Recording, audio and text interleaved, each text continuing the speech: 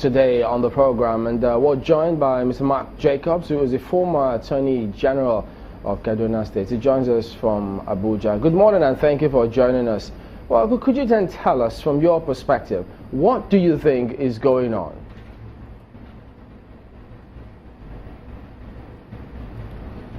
Simply put, there is a genocide going on in southern Kaduna. Sleeping communities are rounded up in their sleep. They are attacked and killed. Houses destroyed. Farmlands destroyed. Storehouses for food are destroyed. And this goes on unabated from one village to the other, from one local government to the other. And it has been on for months, for years, and government appears not to be interested in whatever is happening. Did you say for years? Yes, we can trace the program to have heightened late 2014 with the attacks in Kaura local government. A whole community lost over 100 lives in one day. Then it moved to Sanga local government, where we also had different villages and towns attacked.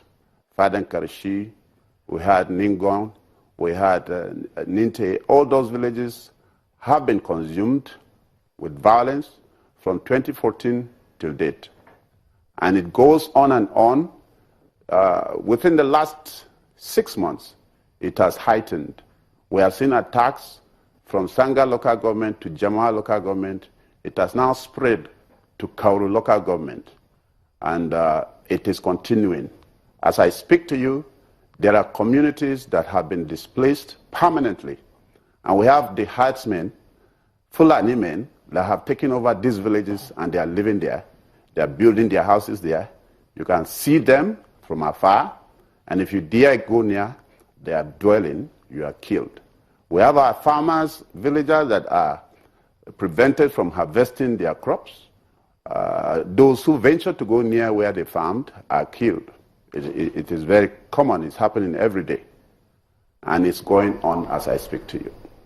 Well, we have comments from, there are several comments from several people actually, but the governor has been quoted to say that the killings in southern Kaduna is pure criminality and has nothing to do with ethnicity or religion. Do you share that view?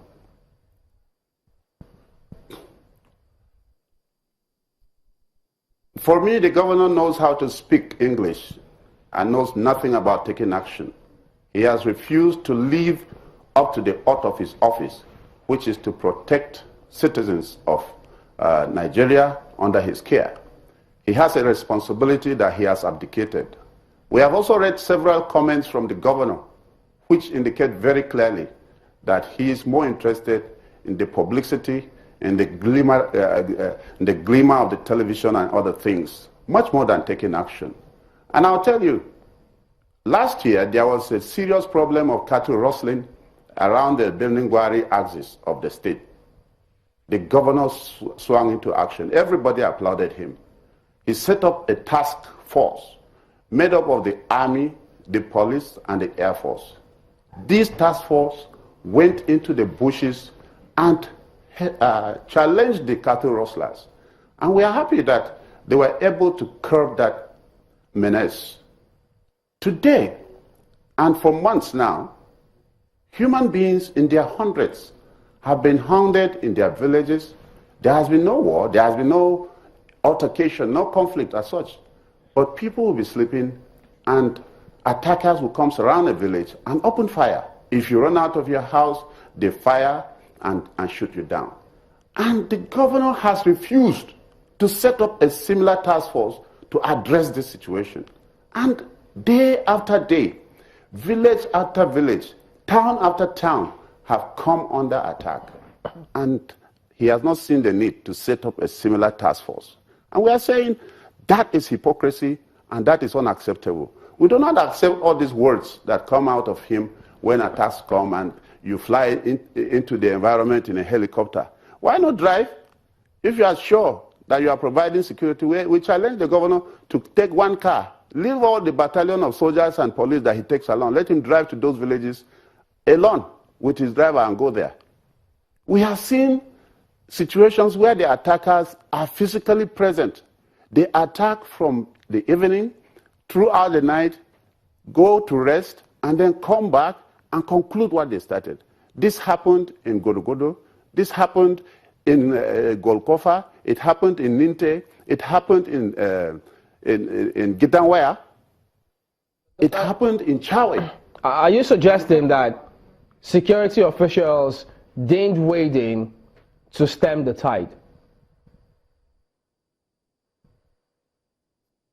The irony is that the security operatives only come in to arrest any villager who attempts to protect himself, who attempts to ward off the attackers. We have records of village heads and youths that have been apprehended by the police and detained and are supposed to be prosecuted.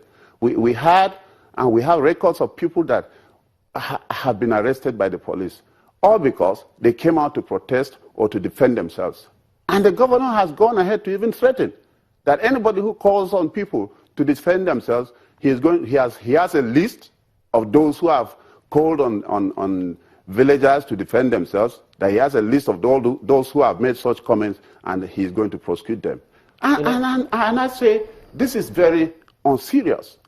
If human beings are being killed on a daily basis, and government has abdicated its responsibility, are human beings supposed to watch while attackers march into their homes, take their wives and children captive, slaughter them, and then dance around?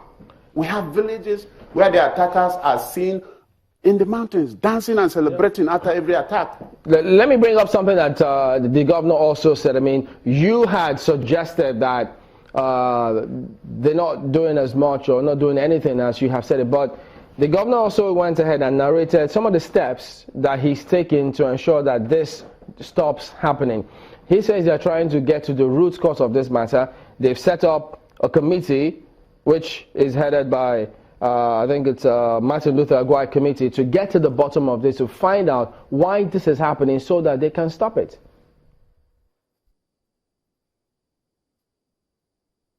Sincerely, there is no need for any committee.